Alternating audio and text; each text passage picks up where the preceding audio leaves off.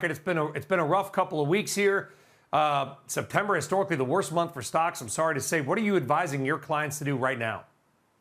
Well, broadly speaking, I'm advising clients to kind of, hold steady. We're working with clients and making adjustments on their portfolios all the time, so that there's no need to make any sort of drastic change right now. In the way of looking and saying, hey, what do we find interesting? One thing that happens every year along with the peak hurricane season is it's time for new iPhones to come out.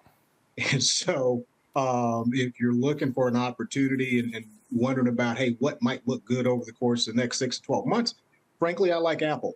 The U.S. consumer still has a fair amount of money and a lot of fondness for iPhones. And so I expect Apple to do quite well over the next 6 to 12 months.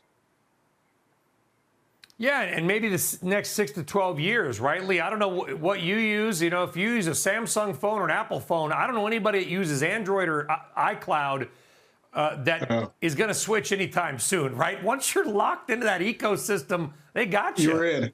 It's like the Hotel California. You're never going to leave. Yeah. So we're in the family. Everybody's got iPhones and iPads and MacBooks and that whole thing. They just do a great job. Apple's a great company. They've been that way for a while. In spite of the year that we've had, Apple, relatively speaking, has actually done pretty well, and I expect that to continue. In a macro market perspective, Lee, we got the jobs numbers coming out. Everybody's watching consumer price, the CPI for inflation.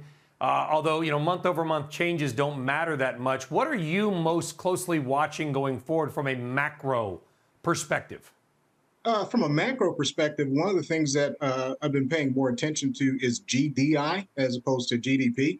Sure, we've had a couple of quarters of contraction on the GDP, but gross domestic income has shown that things are slowing down, not necessarily contracting. And I think that's what has given us this feeling of like, hey, listen, I know we've had these contracting quarters, but it really doesn't fully feel like a recession for a lot of people.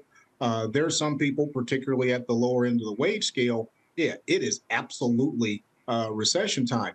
But if you talk to a lot of your neighbors and folk at church, that sort of thing, they're aggravated and were very aggravated earlier in the year with the higher gas prices, but that's come down now and they're actually doing okay. Yeah, consumer spending does appear to be strong. So the consumer to you is the most important macro data point for hearing you right? Absolutely. Absolutely. Particularly here in the U.S. The consumer is strong. They represent a tremendous amount of what's going on in our economy. And so as long as the bulk of the American consumer is doing well, I'm not terribly worried. Now, we talk about storms.